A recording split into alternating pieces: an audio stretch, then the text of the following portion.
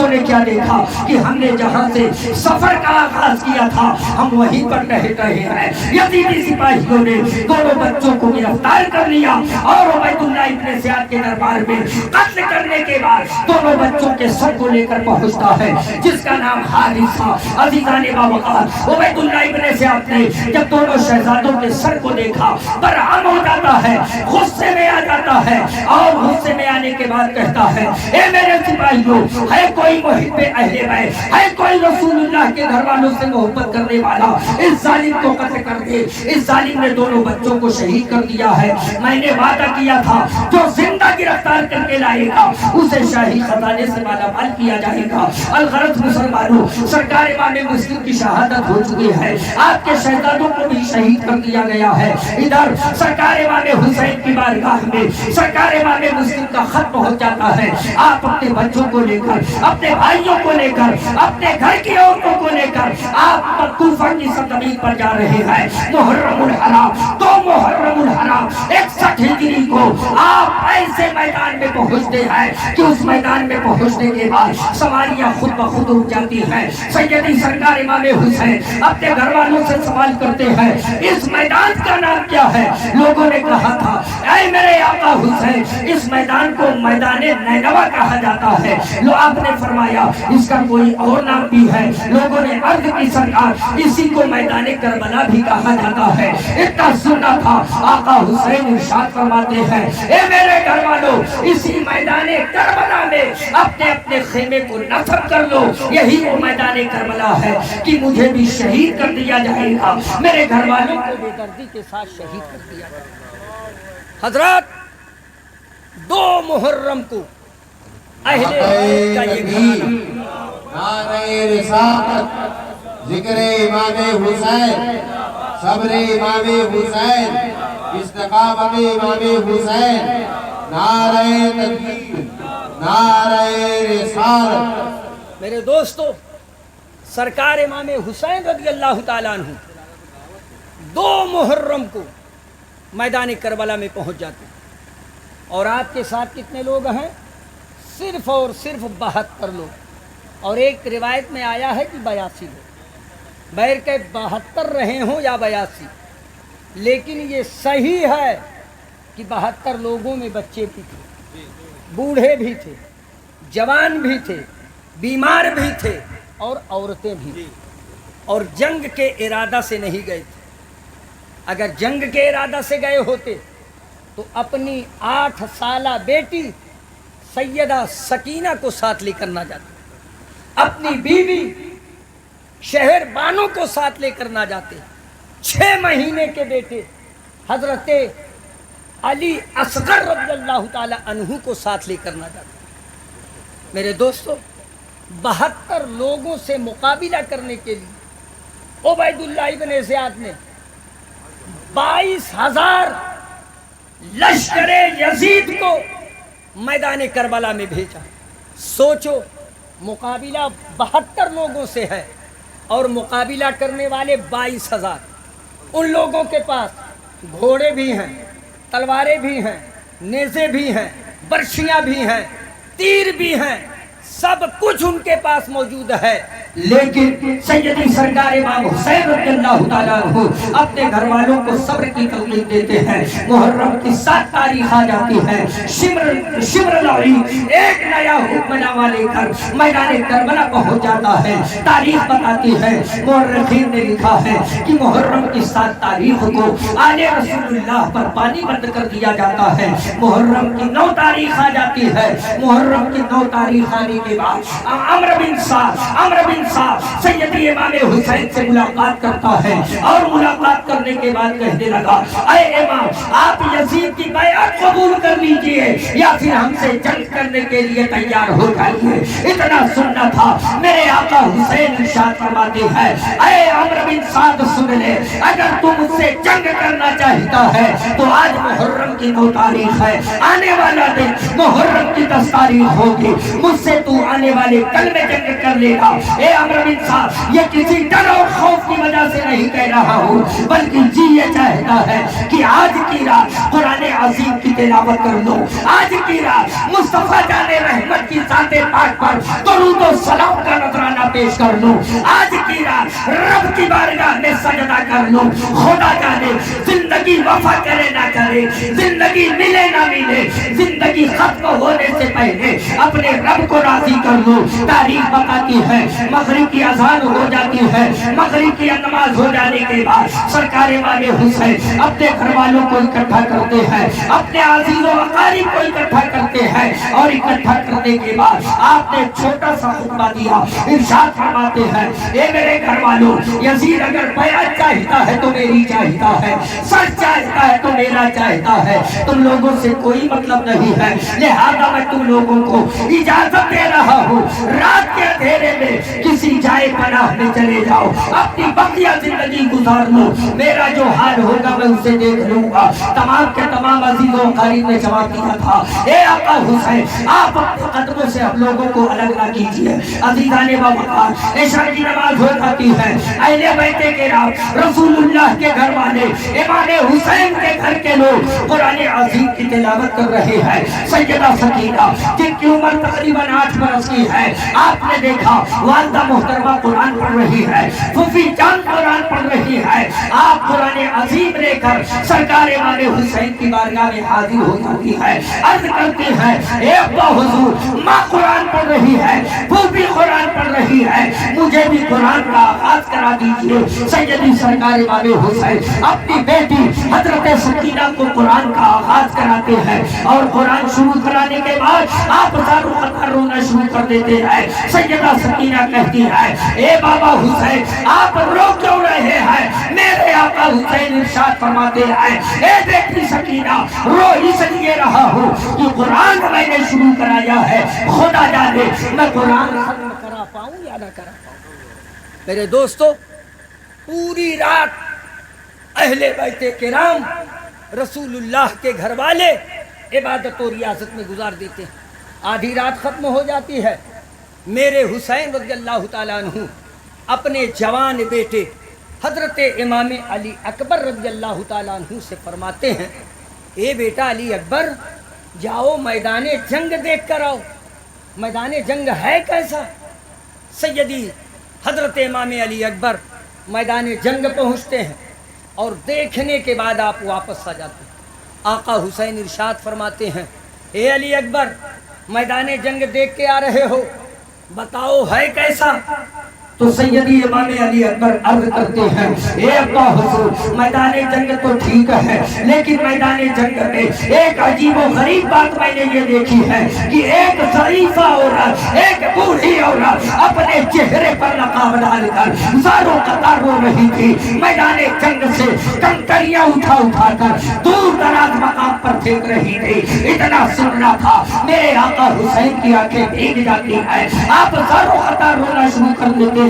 سرکار امام علی اکبر عرض کرتے ہیں اے بابا حسین رونے کی وجہ کیا ہے؟ اتنا سننا تھا آقا حسین ارشاد فرماتے ہیں اے بیٹا امام علی اکبر میدان جنگ میں جس ضعیفہ کو تو نے کنکریاں اٹھاتے ہوئے دیکھا تھا وہ کوئی اور نہ تھی بلکہ میری ماں حضرت فاطمہ الزہرا آئی تھی، کنکریاں اس لیے اٹھا رہی تھی کہ جب میرا بیٹا امام حسین زخموں سے چور چور ہو کر گھوڑے سے زمین پر گرے گا تو یہ کنکریاں میرے بیٹے کے جسم میں چبھ جائیں گی اور میرے بیٹے کو تکلیف پہنچ جائے گی۔ میرے دوستو نماز فجر کا وقت ہو جاتا ہے، سرکار امام حسین رضی اللہ تعالیٰ عنہ اپنے بیٹے حضرت امام علی اکبر سے کہتے ہیں بیٹا امام علی اکبر اٹھو فجر کی اذان کہو۔ فجر کی اذان کہہ دی جاتی ہے، با جماعت نماز فجر ادا کی جاتی ہے۔ نماز فجر ادا کرنے کے بعد عمرو بن صاد سیدی سرکار امام حسین کے خیمے کی جانب ایک تیر چلاتا ہے، اور تیر چلانے کے بعد کہنے لگا اے سپاہیوں گواہ ہو جاؤ امام حسین پر پہلا تیر میں نے چلایا۔ میرے دوستو نماز فجر کی ادائیگی کے بعد سرکار امام حسین رضی اللہ تعالیٰ عنہ اپنے سر پر امامہ شریف باندھتے ہیں، اپنی کمر میں والدہ محترمہ کا پٹکا باندھتے ہیں اور اپنی ہاتھ میں بابا جان کی تلوار لے کر گھوڑے پر سوار ہو کر میدان جنگ میں پہنچتے ہیں، اور میدان جنگ میں پہنچنے کے بعد ایک چھوٹا سا خطبہ دیتے ہیں. اے کوفہ والو، اذان میں میرے نانا کا نام لیا جاتا ہے یا تم لوگوں کے نانا کا نام لیا جاتا ہے؟ تو لوگوں نے جواب دیا، اے حسین، اذان میں آپ کے نانا کا نام لیا جاتا ہے. میرے آقا حسین ارشاد فرماتے ہیں، میرے مراتب کو جاننے کے باوجود تم لوگ میرے خون کے پیاسے ہو. آخر بتاؤ مجھے قتل کرنے سے تم لوگوں کو کیا ملے گا؟ تم لوگوں نے میرے بھائی امام مسلم کو شہید کر دیا ہے، ان کے بچوں کو شہید کر دیا ہے، لیکن میں تم لوگوں کو ابھی موقع دے رہا ہوں. اللہ غفور الرحیم ہے، اپنے بندوں کے گناہوں کو معاف فرمانے والا ہے. اے کوفہ والو، اگر تم لوگ سچی پکی توبہ کر لو تو اللہ تبارک و تعالی تم لوگوں کی خطا کو معاف فرما دے گا. لیکن کوئی کوفی انسان امام حسین کی بات کو قبول کرنے کے لیے تیار نہ ہوا. عمرو بن سعد آگے بڑھا اور کہنے لگا، اے حسین، اگر زندگی چاہتے ہو یزید کو اپنا امام تسلیم کر لو. میرے آقا حسین نے جواب دیا تھا، اے ظالم، یہ سر دے دوں گا لیکن یہ ہاتھ کسی فاسق کے ہاتھ میں نہ دوں گا. اے ظالم عمرو بن سعد، سن، اگر مجھے یزید کی بیعت کرنی ہوگی نانا جان کا مدینہ نہ چھوڑوں گا، مکہ المکرمہ نہ چھوڑوں گا. اگر مجھے یزید کی بیعت کرنی ہوگی بھائی امام مسلم اپنے بھتیجوں کو شہید نہ ہونے دیتا. اے ظالم عمرو بن سعد، یہ سر دے دوں گا لیکن یہ ہاتھ کسی فاسق و فاجر کے ہاتھ میں نہ دوں. آپ اپنے خطبہ کو ختم فرما دیتے ہیں. خیمہ تشریف لاتے ہیں. حضرت حر بن ریاحی رضی اللہ تعالیٰ جو اتنے بڑے زبردست بہادر تھے، مورخین نے لکھا ہے کہ 1000 نوجوان ایک طرف اور حضرت حر رضی اللہ تعالیٰ عنہ ایک طرف، 1000 سے آپ ڈٹ کر مقابلہ کرتے تھے. اتنے بڑے بہادر حضرت حر رضی اللہ تعالیٰ عنہ. آپ اپنے گھوڑے کے قریب کھڑے تھے، سوچ رہے تھے کدھر جاؤں، ادھر جاؤں یا ادھر جاؤں. اتنے میں ایک یزیدی سپاہی آیا اور آنے کے بعد کہنے لگا، اے حر، آج تک کسی میدان جنگ میں نے تمہیں اتنا فکر مند نہ پایا. آخر وجہ کیا ہے؟ تم اتنے بڑے پہلوان، اتنے اچھے پہلوان کہ ہزاروں سے مقابلہ کرتے ہو، آج 72 لوگوں سے ڈر گئے.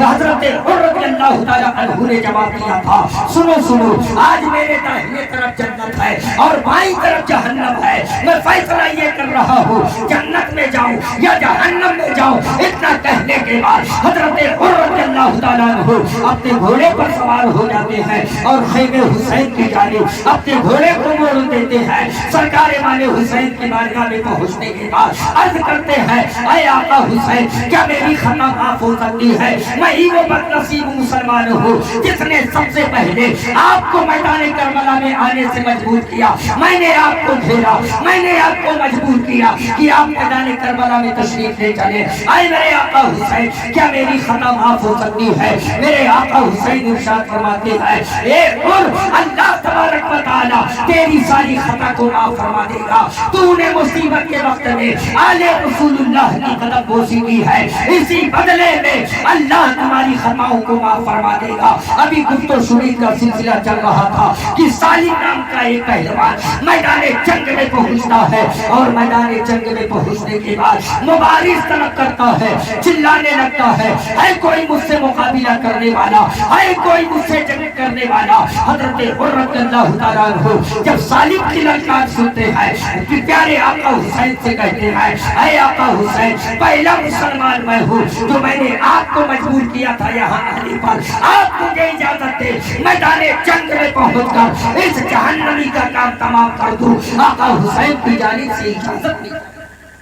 حضرت حر رضی اللہ تعالیٰ عنہ میدان جنگ پہنچتے ہیں. سالم نے اپنی تلوار نکالی اور حضرت حر رضی اللہ تعالیٰ عنہ نے اپنی تلوار نکالی. سالم حضرت حر رضی اللہ تعالیٰ عنہ پر وار کرتا ہے. آپ نے اس کے وار کو خالی کر دیا، اپنے نیزے پر روک لیا، اور جب آپ نے وار کیا ہے تو ایک ہی وار میں سالم جہنم رسید ہو جاتا ہے. دوسرا آیا وہ بھی جہنم میں پہنچا.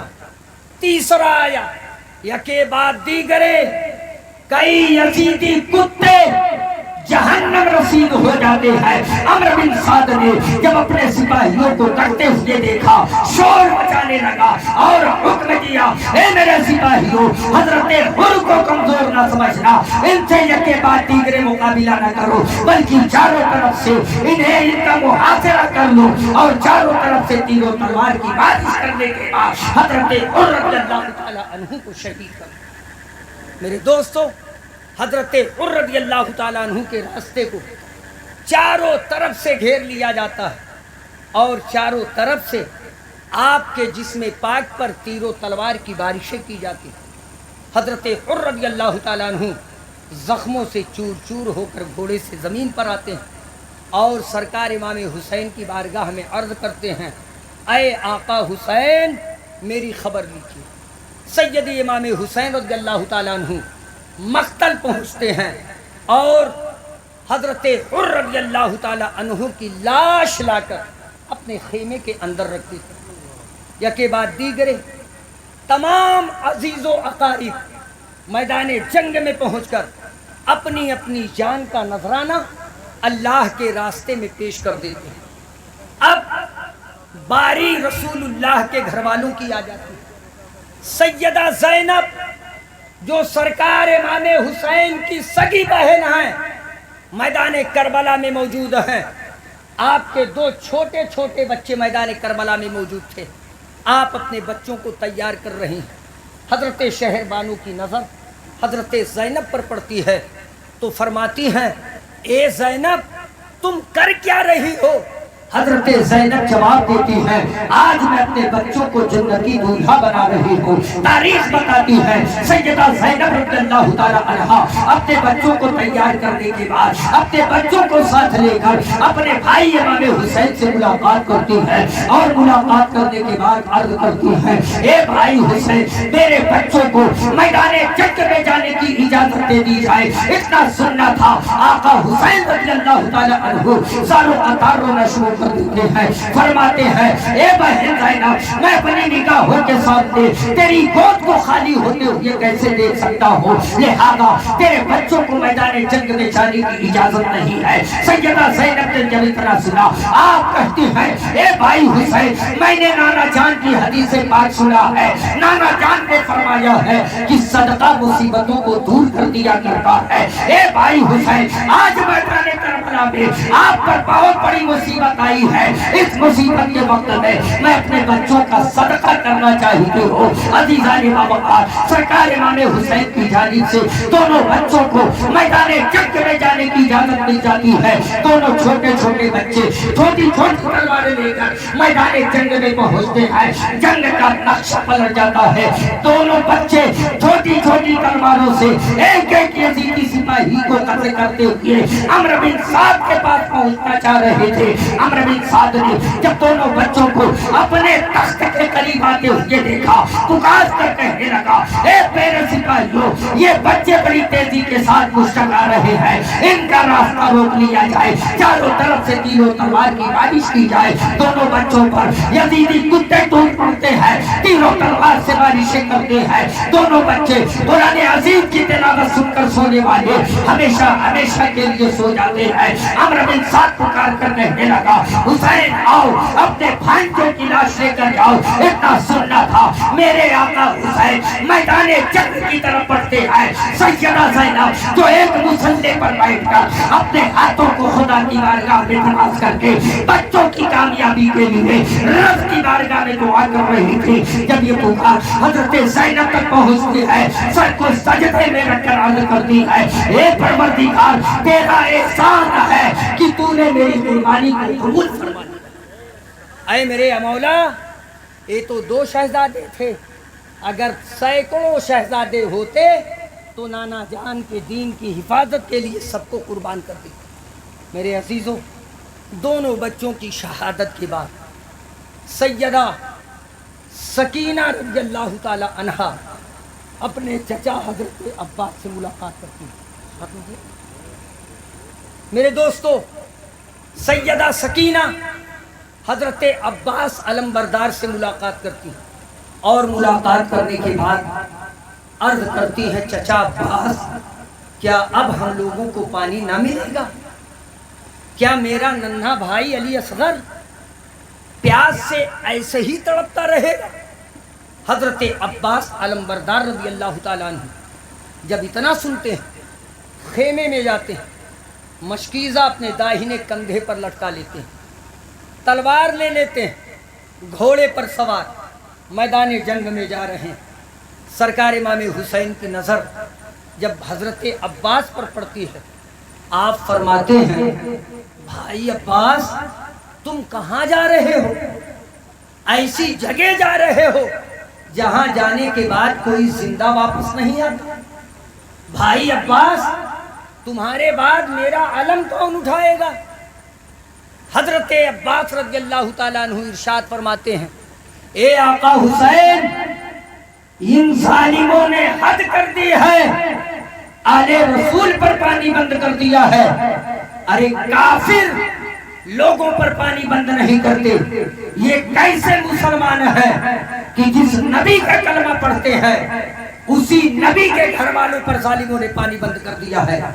اے آقا حسین، میں نے حضرت سکینہ سے وعدہ کر لیا ہے کہ میں پانی لا کر تم لوگوں کو پلاؤں، لہذا مجھے جانے کی اجازت دی جائے۔ سرکار امام حسین کی جانب سے اجازت مل جاتی ہے۔ حضرت عباس علمبردار رضی اللہ تعالیٰ عنہ میدان جنگ پہنچتے ہیں، ایک چھوٹا سا خطبہ دیتے ہیں، اے ظالموں، تم لوگوں نے آل رسول پر پانی بند کر کے درندگی کی ایک مثال قائم کرتی ہے۔ ارے پانی تو کافروں پر بند نہیں کیا جاتا، تم لوگ کیسے مسلمان ہو کہ جس نبی کا کلمہ پڑھتے ہو اسی نبی کے نواسوں پر تم لوگوں نے پانی کو بند کر دیا ہے۔ کل میدان محشر میں اللہ کی بارگاہ میں حاضر ہو کر، رسول اللہ کی بارگاہ میں حاضر ہو کر تم لوگ کون سا جواب دو گے؟ عزیزان باوقار، عمرو بن سعد آگے بڑھتا ہے اور کہنے لگا، اے عباس، اگر پانی چاہتے ہو تو تمہیں یزید کی بیعت کرنی پڑے گی۔ سیدی سرکار حضرت عباس رضی اللہ تعالیٰ عنہ فرماتے ہیں، اے ظالم سن لے، جو فیصلہ میرے آقا حسین کا ہے وہی فیصلہ حضرت عباس کا ہے۔ اتنا کہنے کے بعد جب آپ اپنی تلوار کو جنبش دیتے ہیں، جو سامنے آیا آپ نے اسے جہنم رسید کر دیا۔ ایک یزیدی کتا کہنے لگا، اے عباس، دیکھو دریائے فرات کا پانی اچھل رہا ہے، تمہیں پیاسا شہید کر دیا جائے گا، ایک قطرہ پانی نہ دیا جائے گا۔ اتنا سننے کے بعد حضرت عباس رضی اللہ تعالیٰ عنہ اپنے گھوڑے کی بات دریا کی جانب موڑ دیتے ہیں اور ایک ایک یزیدی کو قتل کرتے ہوئے آپ اپنے گھوڑے کو دریائے فرات کے اندر ڈال دیتے ہیں۔ گھوڑے سے آپ زمین پر اترتے ہیں، اپنے مشکیزہ میں آپ پانی بھر لیتے ہیں اور پانی بھرنے کے بعد اپنے داہنے کندھے پر لٹکا لیتے ہیں۔ 3 دن سے آپ کو پیاس لگی ہے، آپ نے سوچا پانی یہیں پر ہے، لاؤ تھوڑا سا پانی پی لو تاکہ مجھے کچھ طاقت حاصل ہو جائے۔ جیسے ہی آپ پانی اپنی ہتھیلی میں لے کر اپنے حوض کے قریب کرتے ہیں، حضرت سکینہ کی پیاس یاد آ جاتی ہے، حضرت علی اصغر کی پیاس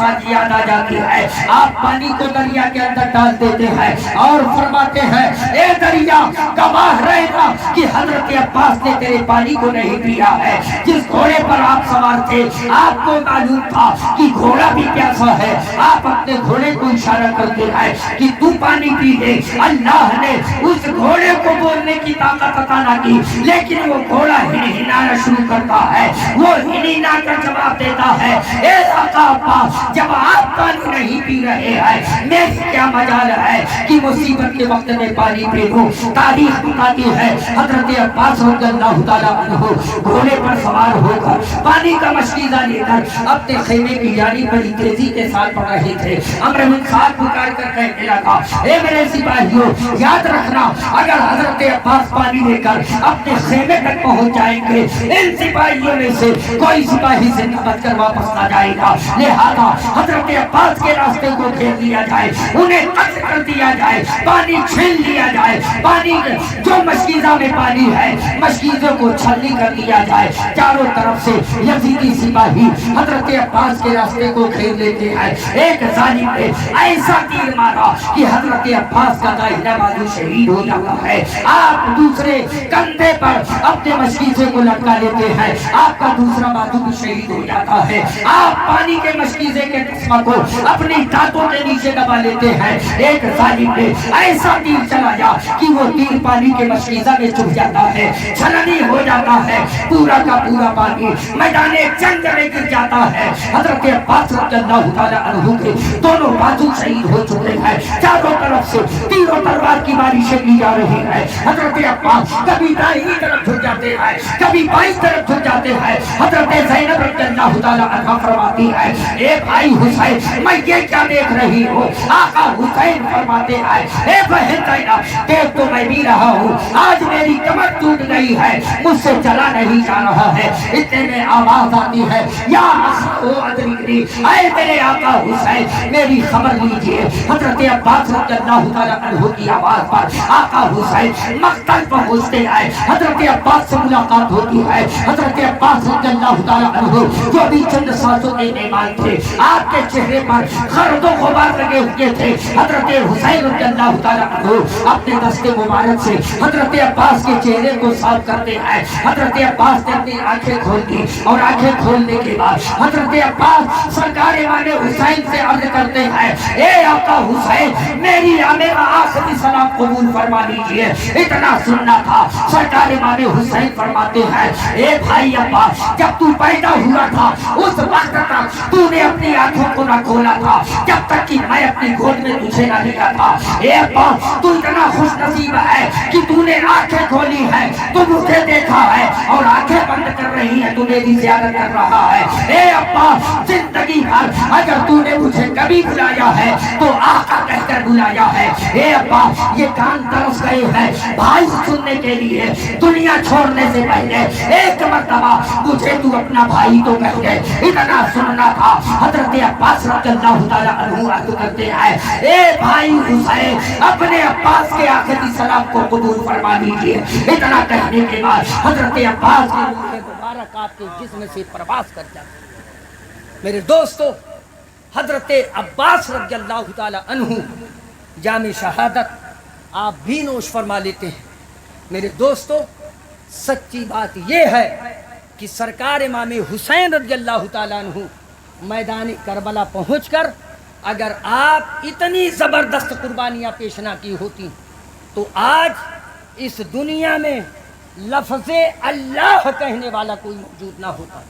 آج اگر مذہب اسلام ہمارے اور آپ کے درمیان موجود ہے تو یہ صدقہ ہے سیدی سرکار امام حسین رضی اللہ تعالیٰ عنہ کا۔ میرے دوستوں بزرگوں نوجوان ساتھیوں میں اپنی تقریر کو ختم کرنے سے پہلے بس آپ لوگوں سے یہی گزارش کروں گا کہ سیدی سرکار امام حسین رضی اللہ تعالیٰ عنہ اور اہل بیت کرام سے سچی پکی محبت کیجئے۔ جو کام میرے آقا حسین نے کیا ہے یا کرنے کا حکم صادر فرمایا ہے وہی کام کرنے کی کوشش کیجئے، اور قطعاً کوئی ایسا کام نہ کیجئے کہ جس کے کرنے کی وجہ سے سیدی سرکار امام حسین کو تکلیف ہوا کرتی ہے۔ اس لیے 1450 سال پہلے مصطفیٰ کریم نے ارشاد فرما دیا ہے، اے لوگوں جس نے حسین سے محبت کی اس نے مجھ سے محبت کیا، اور جس نے حسین کو تکلیفیں پہنچائی اس نے مجھے تکلیفیں پہنچائی، اور جو مسلمان اللہ کے نبی کو تکلیف پہنچایا کرتا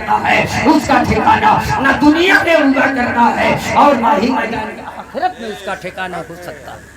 میرے دوستو گزارش کروں گا اہل بیت کرام سے سچی محبت کیجیے، نماز کی سختی کے ساتھ پابندی کیجیے، رمضان المبارک کا روزہ رکھیے، اور کام وہی کیجیے جو کام آقا حسین نے کیا ہے یا کرنے کا حکم صادر فرمایا ہے یا جن کاموں سے آپ راضی ہوا کرتے ہیں۔ میرے دوستو اور گزارش یہ کروں گا کہ عاشورہ کے دن یعنی محرم کی 10 تاریخ کو آپ حضرات ضرور روزہ رکھا کیجیے۔ میں نے ایک روایت میں پڑھا ہے کہ جو عاشورہ کا روزہ رکھتا ہے، ایک روزہ رکھنے کے بدلے میں اللہ تعالیٰ 1 سال پہلے اور 1 سال آنے والے گناہوں کو مٹا دیا کرتا ہے۔ تو روزہ ایک رکھنا، اللہ اتنا غفور الرحیم ہے، اتنا کریم ہے کہ ہم کام تھوڑا سا کرتے ہیں اور ہمارا اور آپ کا رب معاوضہ بہت زیادہ دیا کرتا ہے۔ اور صرف 10 محرم کو روزہ نہ رکھیے گا، بلکہ 9 محرم اور 10 محرم کو روزہ رکھا کیجیے گا، اس لیے کہ اللہ کے نبی صلی اللہ تعالی وسلم جب مدینہ طیبہ تشریف لے گئے تھے تو آپ نے دیکھا کہ محرم کی 10 تاریخ کو یہودی لوگ روزہ رکھا کرتے تھے۔ تو سرکار نے پوچھا یہودیوں سے کہ تم لوگ کیوں روزہ رکھا کرتے ہو؟ تو یہودیوں نے وجہ بتائی تھی۔ تو اللہ کے نبی صلی اللہ علیہ وسلم نے ارشاد فرمایا ہم لوگ تو تم سے زیادہ محبت کرنے والے ہیں، لہذا ہم لوگوں کا زیادہ حق بنتا ہے۔ راوی کہتے ہیں کہ اسی سال اللہ کے نبی صلی اللہ علیہ وسلم نے محرم کی 10 تاریخ کو روزہ رکھا اور ارشاد فرمایا اگر آنے والے محرم تک میں باحیات رہوں گا تو 10 کو بھی رکھوں گا، اور 10 سے پہلے جو 9 محرم ہوا کرتا ہے 9 کو بھی روزہ رکھوں گا اور 10 کو بھی روزہ کروں گا، تاکہ یہودیوں سے مشابہت نہ ہو۔ اس لیے کہ سرکار نے فرمایا جو جس قوم کی مشابہت اختیار کرتا ہے وہ اسی میں سے ہے۔ لہذا میں گزارش کروں گا کہ 9 اور 10 محرم کو ضرور روزہ رکھیے اور سرکار امام حسین اور دیگر شہدائے کربلا کی شہادت کو یاد کیجیے، اور خرافات میں قطعاً نہ پڑھیے، لہو و لعب میں نہ پڑھیے، ورنہ یاد رکھنا اگر آقا حسین ہم سے اور آپ سے ناراض ہو جائیں گے تو اللہ کے رسول ناراض ہو جائیں گے، اور جس بندہ مومن سے اللہ کے رسول ناراض ہوتے ہیں اس کا ٹھکانہ نہ دنیا میں ہوا کرتا ہے اور نہ ہی میدان آخرت میں ہوا کرتا ہے۔ رب کی بارگاہ میں دعا ہے مولا کریم اپنے حبیب پاک صلی اللہ علیہ وسلم کے صدقہ ہے جن جن بھائیوں نے اس ذکر شہید اعظم کو رچانے بسانے میں قدم سخنے دل میں جن جن لوگوں نے حصہ لیا ہے، مولا کریم ان تمام بھائیوں کے عطیہ کو اپنی بارگاہ میں قبول فرما، ان بھائیوں کے رزق میں برکت عطا فرما، ان لوگوں کے گھروں میں کھیت کھلیان دکان مکان میں بے پناہ خیر و برکت عطا فرما، ان تمام لوگوں کے جان مال عزت آبرو کی حفاظت فرما۔ مولا کریم اس مجلس پاک میں جتنے لوگ حاضر ہوئے ہیں ان تمام لوگوں کی حاضری کو اپنی بارگاہ میں قبول فرما۔ یا رب العالمین دوران گفتگو اگر مجھ سے کوئی خطا جملہ ادا ہو گیا ہو تو ان علماء کو اور سارے مسلمانوں کو گواہ بنا کر علل اعلان میں اپنی اس خطا سے توبہ کرتا ہوں۔ استغفر اللہ ربی من کل ذنب واتوب الیہ، لا الہ الا اللہ محمد رسول اللہ صلی اللہ تعالی علیہ وسلم۔ مذہب اسلام زندہ باد، ذکر شہید اعظم زندہ باد پائندہ باد، اور اس گاؤں کے مسلمان زندہ باد۔ وما علینا الا البلاغ المبین۔ السلام علیکم۔